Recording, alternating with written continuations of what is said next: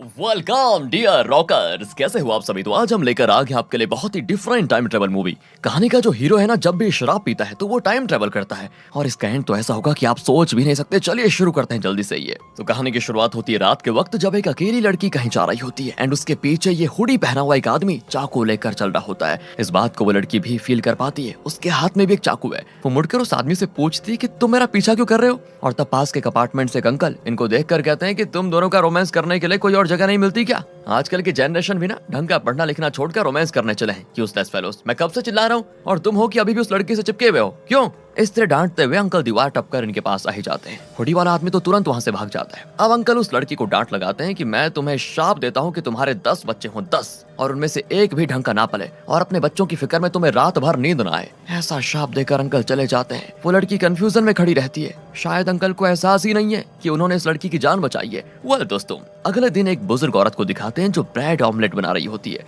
इन्हें हम कहेंगे दादी, और ये दादी का पोता है, नाम है मैसी। वो टीवी देख रहा होता है जिसमें एक फेमस म्यूजिशियन बताता है कि वो एक नया एल्बम निकालने वाला है जिसका नाम है फ्राइडे द 13th। अब मैसी के पास एक टैबलेट होता है जिसका नाम है जेनोक्स। मैसी उसे खा लेता है। दादी कहती है कि तुम्हें टैबलेट्स खाते क्यों बेटा, क्या हुआ। ये दादी का ब्रेड ऑमलेट खाओ ना, सारी बीमारियां खत्म हो जाएंगी। लेकिन मैसी मना करके निकलने वाला होता है, लेकिन दादी तो दादी है, एक कवर में ब्रेड ऑमलेट डालकर उसको पकड़ा देती है और मैसी भी उसको लेकर चला जाता है। अब क्या है कि मैसी को बात बात पर एंजाइटी और पैनिक अटैक होने की प्रॉब्लम होती है। मतलब बिना वजह अचानक उसे किसी चीज से डर भी लग जाता है और वो तुरंत बीमार पड़ जाता है। इसी प्रॉब्लम के लिए वो जेनोक्स टैबलेट्स ले रहा है। और तो और ये टैबलेट अभी तक मार्केट में नहीं आया और मैसी और कुछ और लड़कों पर ये पहली बार टेस्ट किया जा रहा है। तो वो डॉक्टर के पास जाता है। तो डॉक्टर पूछता है कि इस टैबलेट से तुम्हें कोई साइड इफेक्ट हुआ। मैसी ना में जवाब देता है। तो डॉक्टर उसको 1 और महीने के लिए जेनोक्स लेने का प्रिस्क्रिप्शन देता है। अब मैं आपको बताना भूल गया कि ये मैसी एक हाई स्कूल स्टूडेंट है और वो टैबलेट्स लेकर अपने स्कूल चला जाता है। आज मैसी का फाइनल एग्जाम है और एग्जाम भी ऐसा कि हर सब्जेक्ट के अलग अलग टॉपिक्स पेपर्स पर लिख उन्हें एक नंबर दिया जाता है।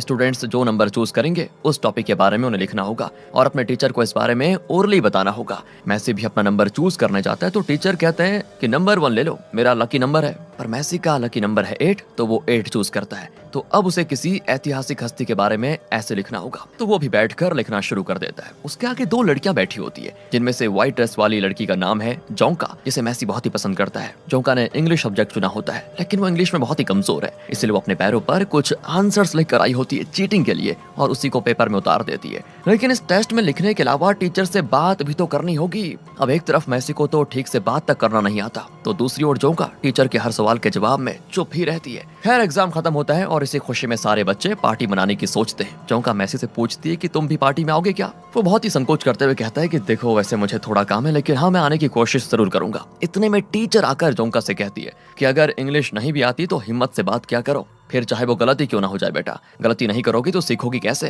कहकर टीचर चली जाती है। मैसी भी घर जाकर दादी के साथ टीवी देखने लगता है। दादी कहती है कि एग्जाम के बाद सारे बच्चे पार्टी करने गए हैं और तुम हो कि दादी के साथ बैठकर यहाँ टीवी देख रहे हो। तुम जोंका को पसंद करते हो ना, फिर उसके साथ पार्टी में जाकर एंजॉय क्यों नहीं करते। अब मैसी कहता है कि दादी मैं तो पसंद करता हूँ, लेकिन वो भी करती है या नहीं मुझे नहीं पता, लेकिन इसीलिए मैं नहीं जाऊंगा। फिर वो अपने कमरे में जाता है तो वहाँ उसने जोंका की फोटो रखी होती है क्योंकि वो उससे बहुत प्यार जो करता है। अब वो इंस्टाग्राम खोलता है तो पता चलता है कि जोंका पार्टी में है और उसने लिखा होता है लास्ट टाइम टुगेदर। मतलब इस एग्जाम के बाद सभी स्कूल से ग्रेजुएट करके अलग अलग कॉलेजेस में चले जाएंगे शायद। अब ये देखकर मैसी को डर भी लगता है कि कहीं वो जोंका को मिस न कर दे। वो तुरंत नहा धोकर मस्त सेंट वगैरह लगाकर निकल पड़ता है पार्टी के लिए। अब वो बस में जा रहा होता है और इसी बीच वो जोंका को मैसेज भी करता है। उसका मैसेज देखकर जोंका उसे कॉल करने के लिए पार्टी से निकलकर बाहर आती है तो उसे फॉलो करने लगता है एक हुडी वाला। और दोस्तों शुरुआत में जिसने एक लड़की का पीछा किया था शायद ये वही हुडी वाला आदमी है। वो जोंका की गर्दन पर चाकू रखकर कहता है कि चुपचाप मेरे साथ चलो, और यहाँ से सीधे मैसी को दिखाते हैं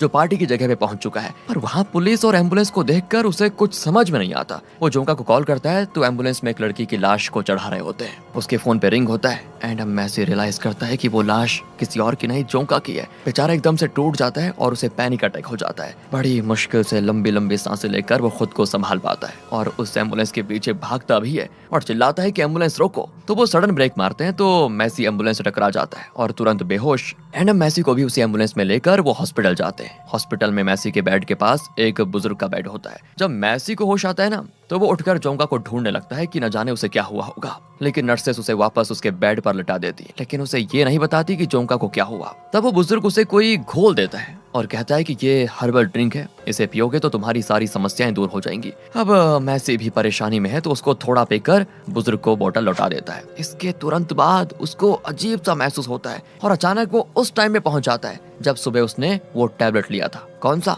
जेनोक्स वाला। एंड मैसी एकदम से कंफ्यूज्ड कि ये चल क्या रहा है। दादी कहती है कि बेटा इस तरह टैबलेट्स खाते रहोगे तो सेहत के लिए हानिकारक है। और टीवी पर फ्राइडे द 13th नाम की म्यूजिक एल्बम की बातें चल रही होती है, मतलब सुबह की सारी बातें रिपीट हो रही हैं। यही सोचकर मैसी का सर चकरा जाता है कि मुझे हो क्या गया है या दुनिया को क्या हो गया है। वो वहाँ से जाने ही लगता है तो दादी जबरदस्ती ब्रेड ऑमलेट को कवर में डालकर उसे दे देती है। मतलब दोस्तों अब आगे एग्जाम भी वैसा ही होगा। ये सोचकर वो हिस्ट्री का सिर्फ वो टॉपिक पढ़ लेता है, यानी नंबर 8 वाला टॉपिक। एंड फिर वो डॉक्टर के पास जाता है और डॉक्टर वही सवाल करता है कि तुम्हें जेनोक्स टैबलेट लेने से कोई साइड इफेक्ट हुआ या नहीं। इस बार मैसी कहता है कि मुझे ऐसा लग रहा है जैसे कि जो घटनाएं हो चुकी हैं वो रिपीट हो रही है। तब डॉक्टर कहता है कि ऐसा है तो तुम्हें ये टैबलेट नहीं खानी चाहिए। वैसे हम इस टैबलेट को 10 लड़कों पर टेस्ट कर रहे हैं, उनमें से तुम्हारे अलावा एक और लड़के को इस तरह का साइड इफेक्ट हुआ है। वो लड़का भी कह रहा था कि शराब पीने के बाद उसे फ्यूचर की बातें दिख रही है, इसीलिए अब मैं तुम्हें और उस लड़के को ये टैबलेट नहीं दूंगा। वैसे मुझे इस टैबलेट से चिढ़न है क्योंकि कई महीने पहले मैंने इसे खुद पे टेस्ट किया था। मुझे तो ऐसा कोई साइड इफेक्ट नहीं हुआ, लेकिन एक तरह की एलर्जी हो गई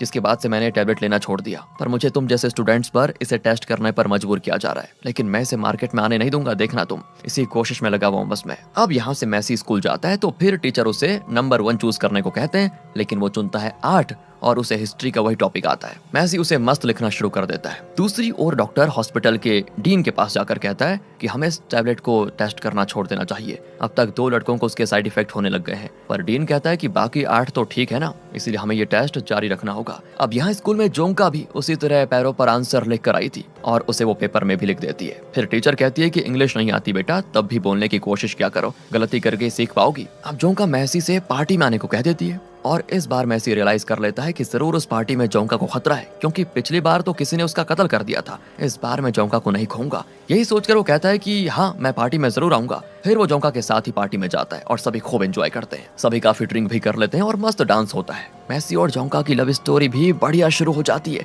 और क्योंकि जोंका पार्टी से बाहर नहीं गई तो उसका कत्ल भी नहीं हुआ। अब अगले दिन जोंका के घर पर पुलिस आती है और उसे बताती है कि कल रात पार्टी वेन्यू के पास तुम्हारी फ्रेंड का कत्ल हो गया था। ये सुनकर मैसी और जोंका दोनों टूट जाते हैं। जोंका के साथ जाकर मैसी ने उसकी जान तो बचा ली, लेकिन जोंका के बजाय उसकी बेस्ट फ्रेंड उस कातिल का शिकार बन गई थी। पर मैसी नहीं चाहता था कि कोई भी मरे, इसलिए वो सोच लेता है कि इस बार मैं जाकर शराब पीऊंगा तो वापस टाइम ट्रेवल करके पास्ट में चला जाऊंगा और इस बार मैं जोंका और उसकी बेस्ट फ्रेंड दोनों को ही बचाऊंगा। तो अगेन मैसी बार में जाकर शराब मांगता है तो बारटेंडर उसको अलग अलग ड्रिंक्स के नाम बताती है, लेकिन मैसी को उनके नाम तो पता नहीं, तो वो कहता है मुझे कोई हर्बल ड्रिंक चाहिए। वो भी मैसी को एक ड्रिंक देती है जिसे पीकर भी मैसी में कोई बदलाव नहीं होता। वो और पीता है और इतनी पी लेता है कि उसे उल्टी आ जाती है और फिर वो सीधे जाता है बाथरूम की ओर। वहाँ लाइट भी नहीं होती। मैसी अंदर जाकर उल्टी कर देता है और वहाँ से बाहर निकलता है तो बाथरूम से एक आदमी निकलकर चिल्लाता है कि वो कौन गधा है जिसने मेरे ऊपर उल्टी कर दी वहाँ पर। लेकिन मैसी अब भी टाइम ट्रेवल नहीं कर पाया दोस्तों, और तब उसे याद आता है कि हॉस्पिटल वाले उस बुजुर्ग पेशेंट का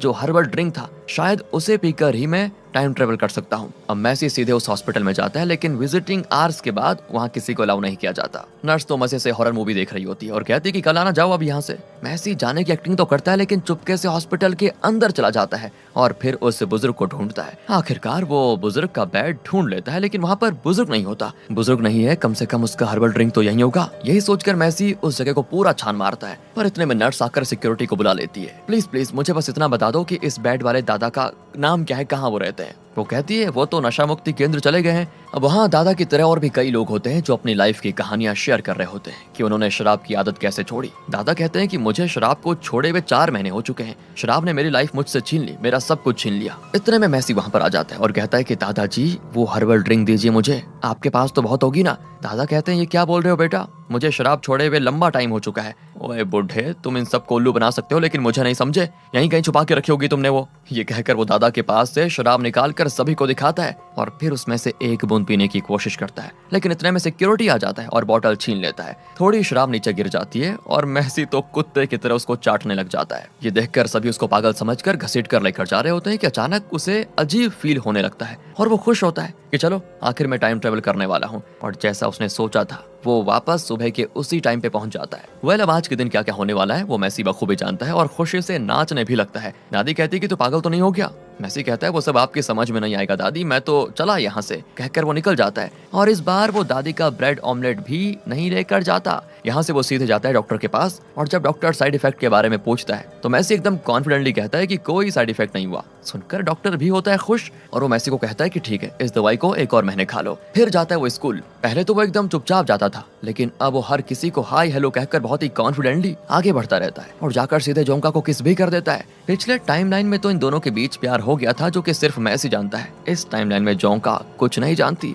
और वो चौंक जाती है कि ये मुझे किस क्यों कर रहा है। फिर मैसी उससे अपनी हरकत के लिए माफी भी मांगता है और कहता है कि तुम इंग्लिश में कमजोर हो ना, बस एक बार अंदर जाकर इंग्लिश में तुम्हें जो आता है बक दो, टीचर तुम्हें जरूर अप्रिशिएट करेगी। जोंका भी वैसा ही करती है। यहाँ मैसी हिस्ट्री के उस टॉपिक के बारे में बढ़िया बात करता है जिससे टीचर्स बहुत इंप्रेस हो जाते हैं। जोंका की कोशिश को देखकर उसकी टीचर भी उसकी काफी तारीफ करती है। एंड अब मैसी विजिटिंग आवर्स में जाता है हॉस्पिटल में और दादा से कहता है कि दादा कैसे हो, मुझे भूल गए क्या। दादा कंफ्यूज होते हैं कि ये है कौन, इसे पहले तो कभी नहीं देखा मैंने। वो कहते हैं कि मैं तो ठीक हूँ बेटा, तुम कैसे हो। मैसी कहता है कि मैं तो बढ़िया हूँ, वैसे मुझे आपका वो हर्बल ड्रिंक चाहिए। बेटा ड्रिंक तुम्हें देकर मैंने क्या पानी पीना है। मैसी कहता है इतना मत अकड़ो दादा, ये देखो तुम्हारे लिए फॉरेन का माल लेकर आया हूँ। अरे बेटा तुमने तो वाकई कमाल कर दिया, फॉरेन का माल मेरा और ये देसी ड्रिंक तुम्हारा, ले लो। हाँ अब इससे पहले कि वो नर्स आ जाए इसे छुपा दो। मैसी भी हर्बल ड्रिंक ले लेता है और पूछता है कि वैसे आप ये हर्बल ड्रिंक बनाते कैसे हो, मुझे भी उसका सीक्रेट बताओ ना। बेटा एप्पल को क्रश करके कैरेट, बीन्स और फिर सब्जी बनाने का मसाला वगैरह डालकर फिर नशीले पत्ते मिलाता हूँ और हाँ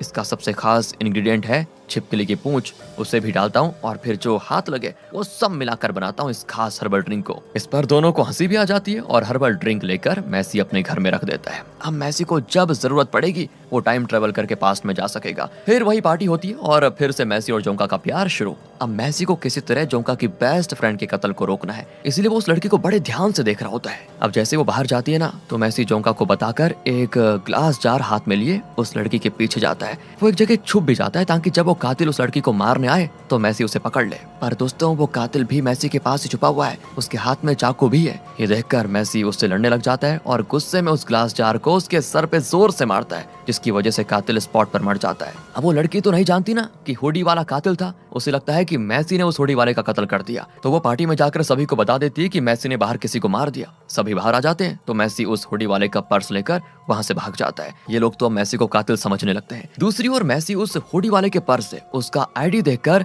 उसके बारे में कुछ डिटेल्स जान लेता है और घर आ जाता है। दादी उसको देखकर तो घबरा जाती है कि बेटा तुम्हारे सर पर ये खून कैसा। तब मैसी बताता है कि एक आदमी ने एक लड़की का कत्ल करना चाहा पर मैंने उस लड़की को बचा लिया। अच्छा काम किया बेटा तुमने, लो ये टैबलेट खा लो, कहकर वो उसे टैबलेट देती है। मैसी टैबलेट खा भी लेता है। दादी को बहुत प्राउड फील होता है कि मेरा पोता इतना हिम्मत वाला है बताओ। लेकिन वहाँ मैसी के सारे फ्रेंड्स पुलिस में कंप्लेंट कर देते हैं कि मैसी ने हुडी वाले का कत्ल कर दिया। और फिर क्या था, मैसी के घर पर पुलिस वाले आ जाते हैं। वो घबराकर उस हर्बल ड्रिंक को पीने वाला होता है कि पुलिस उसे पकड़ लेती है और जैसे तैसे वो थोड़ा पी लेता है। और इस बार वो कत्ल के पहले वाले टाइमलाइन में नहीं पहुंचता बल्कि कत्ल के बाद जब वो घर लौटा और दादी ने उसको टैबलेट दिया था उस टाइमलाइन में पहुंच जाता है। मैसी की कुछ समझ में नहीं आता कि आखिर इस बार मैं यहाँ कैसे पहुंच गया। वो दादी से पूछता है कि आपने मुझे कौन सा टैबलेट दिया था।